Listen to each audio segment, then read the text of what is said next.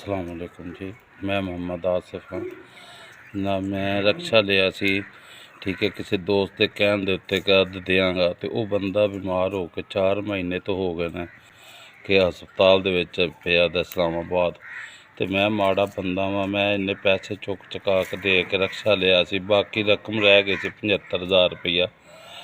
तो 75,000 दे विचों 25,000 रुपया मेरा दोस्त से पिंड दा उन्हें हामी भरी है, बाकी 50,000 रुपया रह गया।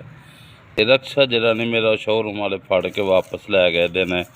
तो अज 7 दिन हो गए ने जरा ना रक्षा वापस गया था। साढ़े को कोई भी खान पीन वास्ते नहीं, मेरे माजूर बच्चे ने कि शोरूम वाले ने 2 दिन हो गए ने कॉल करके टाइम दे दिता है। उन्हें कहा कि 20 तरीक तक तुसी अगर अपनी रकम आके अदा कर देंगे तो चीज़ तुसी अपनी लै जाओ। तो मेरा रक्षा वापस आ जाए, रोजी का जरिया मैं अपने कमा के अपने बच्चों का रोटी का जरिया चलाता रवां।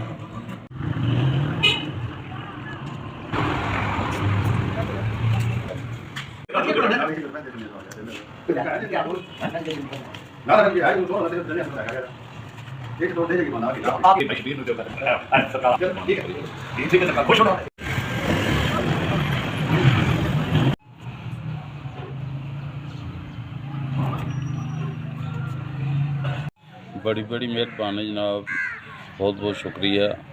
तो अल्लाह की और तुहाडी मदद के नाल जिहड़ा मेरा रक्षा वापस आ गया। 75,000 रकम की वजह तो मेरा शोरूम तो रक्षा फड़िया गया। टोटल 75,000 रुपया देना सी, 30,000 रुपया तुसी मदद की है। अल्लाह तुहानू बात ते चाद रखे, जिन्ना मेरे बच्चों का रोटी का जरिया बचा लिया। तो मालक की ज़ात अर्शां दे रंग लाए जे। अल्लाह जरा ने किसी चीज़ की कमी ना दे जे। मैं और मेरे माजूर बच्चे और मेरा बूढ़ा माँ बाप जनाब झोलियाँ चुक चुक के तुहाडे वास्ते तुहाडे बच्चों वास्ते अल्लाह अगे दुआ करां दे। अल्लाह तुहानू सदा सलामत रखे।